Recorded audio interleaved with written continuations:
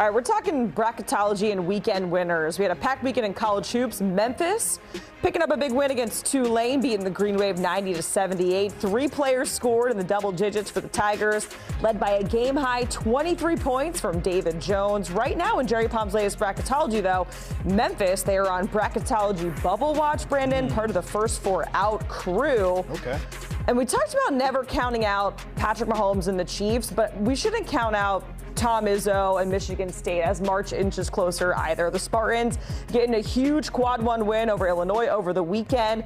Made an appearance in 25 straight NCAA tourneys, looking to make it 26. And another big upset this weekend, Gonzaga over Kentucky. The Zags quad 1 opportunities were dwindling down. Now they finally have one. They get their first win against a ranked opponent this season against UK, beating the Wildcats 89-85 at Rupp Arena. It snaps a 4-game road losing streak for Gonzaga. Getting a look at their resume, though, Jerry Palm still has them the first 4 out. They are 1-5 when it comes to quad 1. And their best net win, they picked it up right then over the weekend against Kentucky. Speaking of first 4 out, here are the teams: New Mexico, Cincy, Gonzaga, and Memphis. The Zags and Memphis both at 18-6, but as of right now, their latest bracketology for Jerry Palm, which, by the way, is up on CBSSports.com, they are the first 4 out.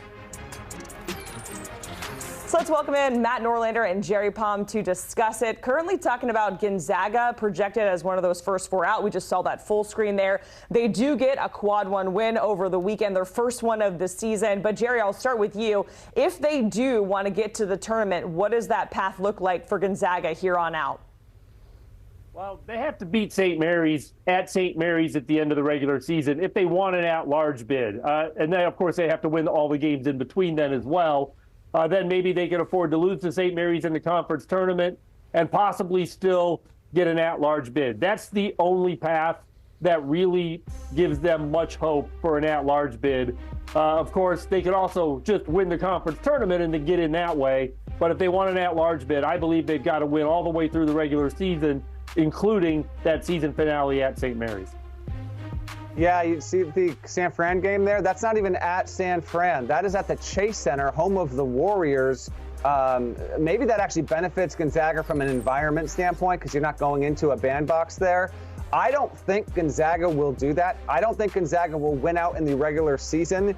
And so by virtue of what Palm just talked about, I'm highly suspect that Gonzaga is going to have an at-large worthy resume by the time the WCC regular season wraps. As a reminder, the WCC's regular season schedule is a week ahead of most other conferences. I think that Gonzaga will make the tournament by virtue of the automatic bid, and whether that means they beat St. Mary's or anyone else in the championship game. I think they're going to get there because Mark Few has gotten there every year he's been a head coach. But I think this is going to be the rare year where they will tip off the WCC championship game knowing that they need to win it in order to ensure that they make the tournament. Most years that's not been the case. I think that'll be the case this season. Yeah, a little dicey for Gonzaga this season, but their tournament hopes, they are still alive. UConn, they're looking to go back-to-back. They are #1 in the latest AP Top 25. Now, Purdue, they're actually in that #1 spot in Gary Parrish's Top 25 and 1. So, Matt, I'll start with you. What is the main difference between these two teams, and who do you think is actually better, Purdue or UConn?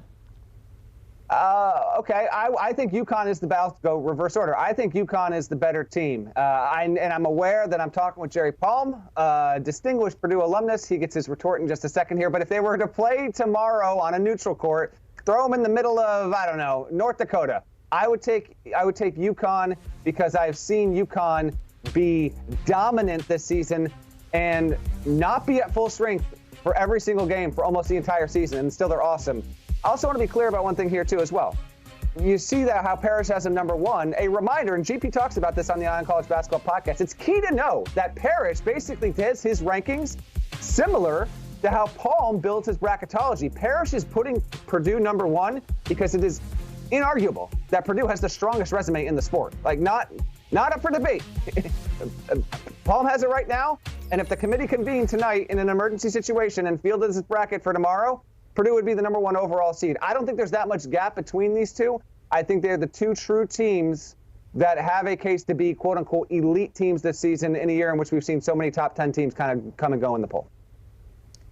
Yeah, Purdue and UConn have kind of separated themselves from the rest of college basketball, even from Houston, who's the third team on the top line of the bracket. And there's a gap between Houston and the rest of college basketball at the moment as well. But these two teams have been the two best teams all year. I'm not going to sit here and predict a winner. It's a toss-up game. They're both great teams. The reason Purdue is the number one seed is just the strength of their schedule and the quality of their wins. And I'll just give you an example. They both beat Gonzaga on a neutral site. That is UConn's second best win. It's Purdue's seventh best win. And that's why Purdue has a better resume than UConn and why they're the number one overall seed in my bracket today. And when it comes to those net rankings, Purdue number 2, Houston actually number 1 in those net rankings. We showed the top 10. Duke is up there. They're in action tonight against Wake Forest. And Matt, I'll start with you because I know you want to talk about this Wake Forest team and this big opportunity that they have. If they want to make the tournament in March, is this a must-win situation for Wake Forest in your opinion?